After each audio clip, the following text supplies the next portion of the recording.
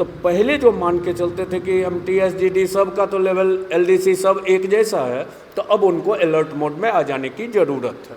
अच्छा, यही है अभी के CGL का मांग। और नमस्कार दोस्तों, मैं हूं प्रभात और आप लोग देख रहे हैं ज्ञान मेला यूट्यूब चैनल। तो अभी हमारी मौजूदगी यूथ्स विजन पटना में मौजूद है। हमारे साथ अभी राजीव रंजन सर हैं। सबसे पहले सर स्वागत है आपका हमारा यूट्यूब चैनल पर। बहुत बहुत धन्यवाद और आपका भी स्वागत है। पहली मुलाकात हमारी आपकी चल रही है और पहले वीडियो के तौर पर हम लोग आपस में जुड़ रहे हैं, तो आपका भी बहुत बहुत धन्यवाद यूथ विजन के मंच पे। चलिए, हम लोग आज बातचीत करने वाले हैं सर से एसएससी पैटर्न TCS का बदला गया है और उसी के बारे में हम लोग जानकारी देंगे इस वीडियो में। कि जो पहले देखते थे कि आप लोग कि एसएससी का सारा सिलेबस सेम रहता था, वो चाहे CGL का हो चाहे फिर CHSL का हो, 12 का बेसिस पर बात करें तो सबका सिलेबस सेम रखा था। क्या हुआ सर आखिर? सबसे पहले तो हम कहेंगे कि नई पीढ़ी के बच्चों को अलर्ट मोड में आ जाना चाहिए।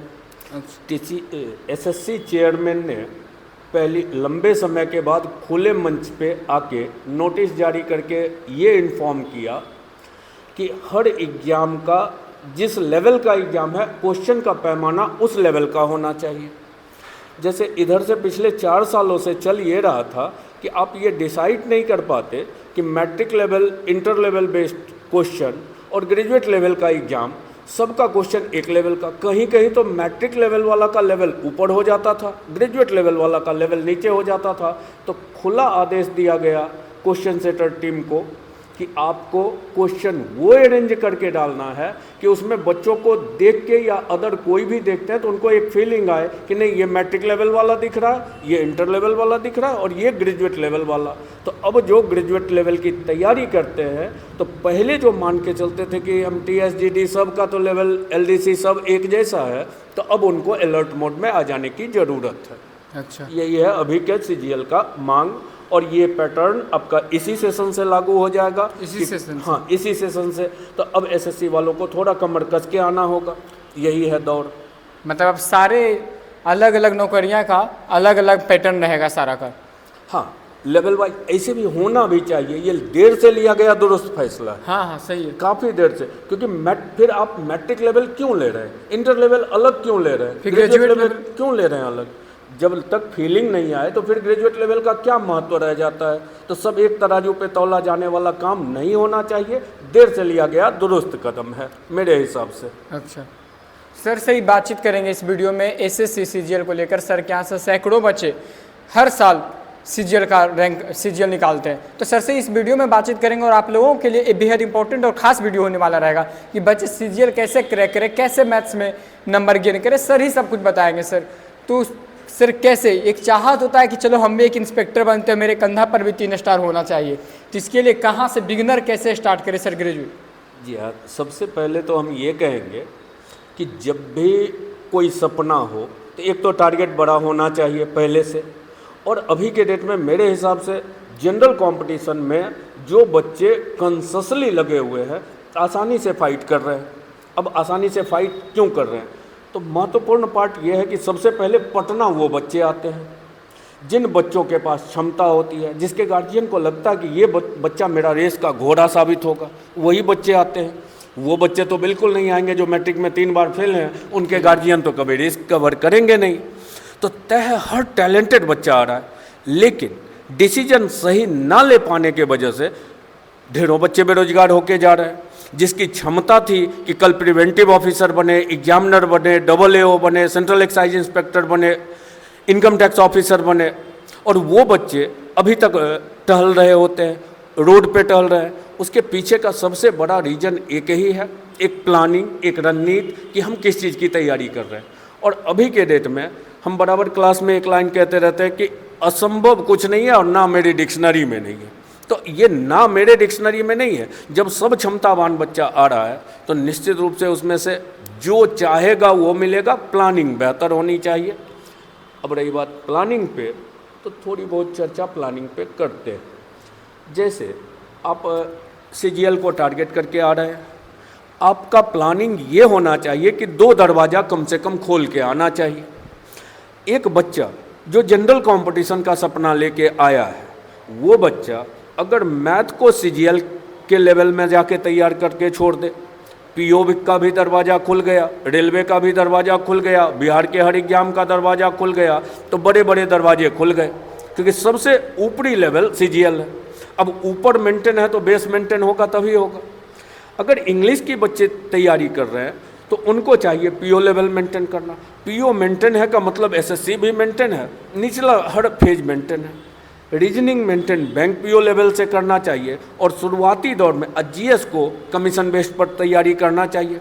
ये शुरुआती दौर जब तक बच्चे, अब 12th पास आ रहे हैं, अब तो देख रहे हैं कि 10th पास वाले बच्चे भी आना शुरू हो गए कि 11th 12th अलग से कर रहे हैं, 10th से तैयारी में लग जाए कि 18 पूरा हो और हम आ जाए मैदान में। इस दौर के बच्चे हैं, तो ऐसे फेज में हमको जहाँ तक दिख रहा है कि बच्चों को ये चाहिए कि एक प्रॉपर रणनीति बना के, और शुरुआती जब तक वो ग्रेजुएट नहीं हो रहे तब तक में उनको एक बेहतर स्ट्रक्चर खड़ा करना चाहिए, और हर सेक्शन को ऊपरी लेवल से मेंटेन कर लें, ताकि कल बेरोजगारी वाला लफड़ा उसके साथ कभी नहीं आएगा। ये तो हमारा दावा है। सर अभी से तो फिलहाल सीजीएल के लिए 6 मंथ रहेगा सर, लगभग 6 मंथ से ज़्यादा ही होगा। तो अभी तो सीजीएल पीटी आपका 2 महीने के बाद। अच्छा, पीटी मेंस होते होते तो हाँ 6 मंथ लगभग हो जाएगा लगभग। अब यहाँ से अभी जस्ट सीजीएल का रिजल्ट हाल फिलहाल में निकला है सर, यहाँ से बच्चे कैसे रणनीति अपनाए? जो मतलब कि होता क्या रहा सर कि हम देखते हैं कि 2-4 लड़की को देखते हैं जो एक बार नहीं, 2 बार नहीं, 3-4 बार फेल हो चुके हैं, लगातार एग्जाम दे रहे हैं, पर ऐसा क्या उनमें कमियां रह जाती है कि जिसकी वजह से उनका नहीं निकल पाता है? मेंस में देखते हैं तो 4 नंबर कम रह गया। देखिए, सबसे पहले जैसे जैसे एज ढलता है, प्रेशर बढ़ता है, शुरू में जब बच्चा पटना आता है उस समय अगर इनर्जेटिक होके जो बच्चा लग गया, आज हम देख रहे हैं, मेरे यहाँ की बात करूँ तो वो बच्चा जो पहला अटेम्प्ट में भले टैक्स असिस्टेंट निकाला, आज वो टैक्स असिस्टेंट नहीं है, बड़े पद पर है। शुरुआती दौर में उसने फाइट कर लिया, क्योंकि वो उस दौर, जिस दौर में वो आया, उस दौर में घर से क्या फ़ोन आता होगा, बेटा खाना खाया कि नहीं, सोता है ढंग से कि नहीं।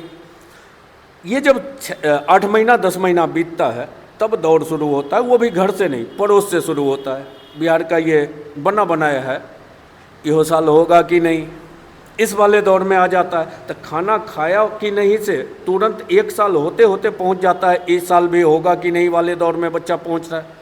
अब वो बच्चे जो पूरे जोश के साथ सारा ताकत शुरू में लगा दिए, शुरू में ये मान के चले कि हमको तुरंत फाइट करना है, और जो ये दिमाग में लेके चला कि अभी तो ग्रेजुएशन होगा, 4 साल मेरे पास है, वो बच्चे पिछड़ जाते हैं। नतीजा हुआ कि 4 साल इधर बीत चुका है। अब अगला जब प्लानिंग करके वो जाते हैं कि एग्जाम कैसे मेरा निकले, तब तक में पड़ोस का ताना शुरू हो जाता है, पढ़ने लायक नहीं है, निकम्मा है, बेकार है, अब कब होगा, इस साल भी होगा कि नहीं, इसका होगा कि नहीं, ये वाला दौर झेलने का नौबत आता है। तो बेहतर कहा जाता है कि 12th लेवल से तैयारी का शुरुआत कर देना चाहिए। जब तक उधर ग्रेजुएशन क्लियर होता है तब तक में आप अपना पूरा स्ट्रक्चर भी खड़ा कर लीजिए, और कहीं ना कहीं एक जॉब होना चाहिए 12th लेवल पर ही सही। रिजाइन करना तो अपने हाथ में है, पकड़ना अपने हाथ में नहीं है। तो रिजाइन तो आप 4 मिनट में करके निकल के आ जाइएगा। तो इस रणनीति के तहत चले, और अभी कहे ना कि सब्जेक्ट का प्लानिंग हो और परफेक्ट सजेशन के अकॉर्डिंग वो चलता रहे, 8 से 9 घंटा बढ़िया से काम करता रहे। ना शब्द फिर कह रहे हैं मेरे डिक्शनरी में नहीं है। अच्छा, इतना कर ले तो उनका रिजल्ट हो जाएगा सर? निश्चित रूप से हो जाएगा। हर बच्चा बिहार का बजरंगबली है। उसको सिर्फ ये बजरंगबली की खूबी जानते हैं। बजरंगबली की खूबी क्या थी? नहीं, वो भूल जाते थे बीच बीच में अपना शक्ति, बीच बीच में, हाँ बीच बीच में याद दिलाना पड़ता है, तू बजरंगबली है, तुम में बहुत ताकत है, तुम एक दिन तोड़ सकता है। फिर 20 दिन 25 दिन बीता, फिर भूल जाता है, फिर उसका ताकत उसको याद दिलाना पड़ता है। और क्लास के रिजल्ट के पीछे का सबसे बड़ा राज यही है। हर सफल लड़के यही बोलते हैं कि सर बीच बीच में जो है ना कहीं जो है हर वक्त बेइज्जत करते रहते थे। हम भरपूर बेइज्जत करते हैं। लड़का जब देखे कि ट्रैक से थोड़ा इधर उधर हो रहा है, उसको बेइज्जत करना नहीं कहते, उसको कहते हैं कि अपने तरीके से समझाना, अपने तरीके से उसको कि वो ट्रैक पर कैसे आ जाए। उसको बस याद दिलाते रहना है कि कहाँ से आया, किस ग्राउंड से आया, याद दिलाते रहे, हो गया, जगह बन गया। कुल मिला के इतने ज़रूरत है, उसको विद्वान नहीं बनना है, उसको कुल मिला के नौकरी हो जाना है। नौकरी के पर्पज़ से आया है और ये हो रहा है, और बेहतर तरीके से हो रहा है, बेहतर परसेंटेज के साथ हो रहा है। तो यही बस हमको तो यही लगता है कि हर बच्चा कंससली 7 से 8 महीना कंससली तैयारी करे और उसके बाद सेट प्रैक्टिस में लग जाए। ना शब्द और ये असंभव शब्द मेरे डिक्शनरी में नहीं है। अच्छा, कौन सा बुक को फॉलो कर ले सर? देखिए, जनरल कंपटीशन के पर्पस से पहले बेसिक थ्योरम पर बेहतर कमांड कर ले बच्चा, और उसके बाद वो ओपन मंच पे चला जाए, सीधा सेट में चला जाए, कोई बुक फॉलो नहीं करना चाहिए। PYQ सबको रखना चाहिए। PYQ मीन्स जो बिल्कुल नए होंगे, previous year question collection, updated, ताज़ा वाला, ताकि उसको ये आइडिया आता रहे कि अभी जिस एग्ज़ाम में हम जा रहे हैं उस एग्ज़ाम का लेवल क्या होने जा रहा है। ये अगर करता रहे तो हमको लगता है कि आराम से सब कुछ कवर कर लेगा बच्चा।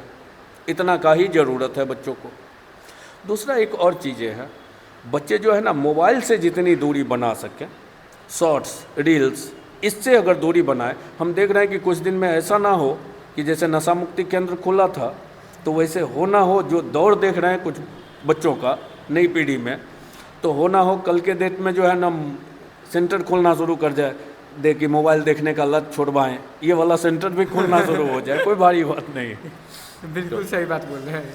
तो ये कहीं ना कहीं जो है ना क्षमता को, खास करके शॉर्ट्स क्या है, अभी बच्चे 5 सेकंड में डिसाइड, शॉर्ट्स में भी स्किप करते हैं, 5 सेकंड में डिसाइड कर लेते हैं। 30 सेकंड का शॉर्ट्स है तो 10 ही सेकंड से ज़्यादा वो देख नहीं सकते। नहीं, वो डिसाइड कर लेता है ये पूरा देखने लायक है कि नहीं है, उतना तेज़ी से तो तय है कि वो अपने सिलेबस में भी आएगा तो उसी स्पीड में स्किप करेगा। नतीजा है कंसंट्रेशन टूट रहा है। तो बच्चों को जब तक जॉब ना हो एक फिक्स टाइम कर लें कि 1 घंटा हमको मोबाइल देखना है, बस। ये नहीं कि हर वक्त लगे नहीं। अभी के दौर में देखिए तो मोबाइल तो हम देख रहे हैं कि हर 5 मिनट पे पॉकेट पे हाथ चला जाता है कि कोई मैसेज तो नहीं छूट रहा है, कोई कुछ तो नहीं छूट रहा है। इससे थोड़ा सा परहेज। और गुरुकुल में हम करवाते हैं, गुरुकुल 6 घंटे का हम एक शेड्यूल बना के 50 सेलेक्टेड बच्चों को सब बैच से ही टेस्ट लेके लेते हैं, पुराने बच्चों को भी इन्वॉल्व करते हैं। और गुरुकुल जो हम चलाते हैं उस गुरुकुल में पहला कंडीशन यही है, मोबाइल मेरे पास रहेगा, सबका मोबाइल स्विच ऑफ होकर जमा रहेगा। ऑफिस का मोबाइल आप अपने घर पे दे दीजिए, नंबर दे दीजिए, अगर इमरजेंसी का कॉल हुआ तो आपको सूचना दी जाएगी, आप फ़ोन पे बात कीजिए और आप अपना मोबाइल लीजिए। लेकिन जहाँ तक हो सके 6 घंटा आपको मोबाइल टच नहीं करना है। और उसका रिजल्ट शुरू से इतिहास रहा। 2012 में मेरी पहचान वहीं से बनी। शुरुआत किए हैं 10 से पढ़ाना, लेकिन 12 में पहली बार 64 लड़कों का वो गुरुकुल बैच था, 62 बच्चे का सिलेक्शन हुआ। और वहीं से जानना लगा कि ना राजीव रंजन सिंह भी नाम का कोई आदमी है जो मैथ पढ़ा रहा है, तो वहीं से मेरी पहचान बनी। और वो गुरुकुल सिस्टम अभी भी चला रहा है और उसके रिजल्ट का ग्राफ अभी भी बोल रहा है, मार्केट पूरा जान रहा है कि क्या वजूद चल रहा है उस गुरुकुल सिस्टम का। तो अभी भी हम फॉलो इसको तो कर रहे हैं और हमको पॉजिटिव रिस्पांस मिल रहा है, तो हम आगे भी करेंगे फॉलो इसको। अच्छा, इस तरीके से सर यहाँ के बच्चे भी इंस्पेक्टर बनने का जो सपना है उनका साकार हो रहा है। देखिए, एक दौर, अब बोलना हमेशा पॉजिटिव चाहिए, लेकिन एक ट्रेंड बदला है। हम इंस्पेक्टर बन गए, हम कितनी बार बन गए। अब आपके दादाजी के पास हाथी था, उससे मुझे क्या लेना देना। आपका स्टेटमेंट बतौर टीचर ये आना चाहिए कि हमने कितने को सेंट्रल एक्साइज इंस्पेक्टर बनाया। अभी एक ट्रेंड बदला हुआ है, खुद वर्दी पहन के अभी एक स्टेटमेंट दिया जा रहा है, हम सेंट्रल एक्साइज इंस्पेक्टर निकाल लिए, ये कर लिए। तो मेरे हिसाब से उनको ये सार्वजनिक करना चाहिए कि हम तो बने ही, हमने कितने को क्या क्या बनाया।